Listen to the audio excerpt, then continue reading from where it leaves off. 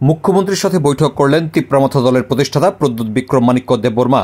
শুক্রবার আগরতলায় মুখ্যমন্ত্রীর সরকারি বাসভবনে ত্রিপুরা মুখ্যমন্ত্রী প্রফেসর ডক্টর মানিক সাহা এবং তিপ্রামথা দলের প্রতিষ্ঠাতা প্রদ্যুৎ বিক্রম মাণিক্য দেববর্মা বিভিন্ন ইস্যুতে কথা বলেছেন বলে জানিয়েছেন তিনি।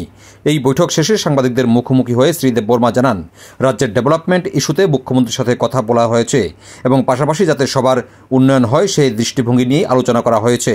এদিন সাংবাদিকদের প্রশ্নের জবাবে তিনি স্পষ্ট করে দেন, এই বৈঠকে নির্বাচন প্রক্রিয়া নিয়ে কোনো ধরনের আলোচনা হয়নি। নির্বাচন প্রক্রিয়া সম্পূর্ণ একটি আলাদা বিষয়।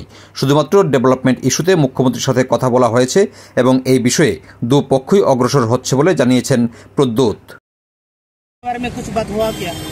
नहीं, हमने इलेक्शन के बारे में बात नहीं किया। इलेक्शन एक अलग प्रक्रिया है। जो बात हुआ है वो पॉजिटिव बात हुआ है और हम लोग आगे बढ़ रहे हैं क्योंकि हमको सोल्यूशन चाहिए। बात करूंगा, लेकिन हमने अपना पॉइंट रखा है, उन्होंने भी अपना पॉइंट रखा है एंड हम लोग आशा करते हैं कि ये बात अच्छे तरीके से आगे बढ़े और त्रिपुरा में सबका बेनिफिट।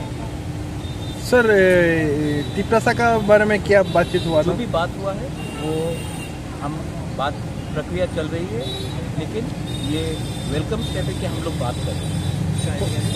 সম্প্রতি রাজ্যে স্ট্রাইক ডাকাকে কেন্দ্র করে বিজেপি দলের কর্মী এবং প্রশাসনিক আধিকারিকদের ওপর যে আক্রমণ সংঘটিত হয়েছিল তাকে কেন্দ্র করে উভয় পক্ষের তরফেই বাকযুদ্ধ শুরু হয়েছিল।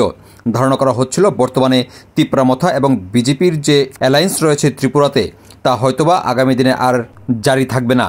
কিন্তু শুক্রবার তিপ্রামথার প্রতিষ্ঠাতা প্রদ্যুৎ বিক্রম মাণিক্য দেববর্মা এবং মুখ্যমন্ত্রীর বৈঠক শেষে আপাতত ধারণা করা হচ্ছে উত্তেজনার পারদ নিম্নমুখী। The fact bureau.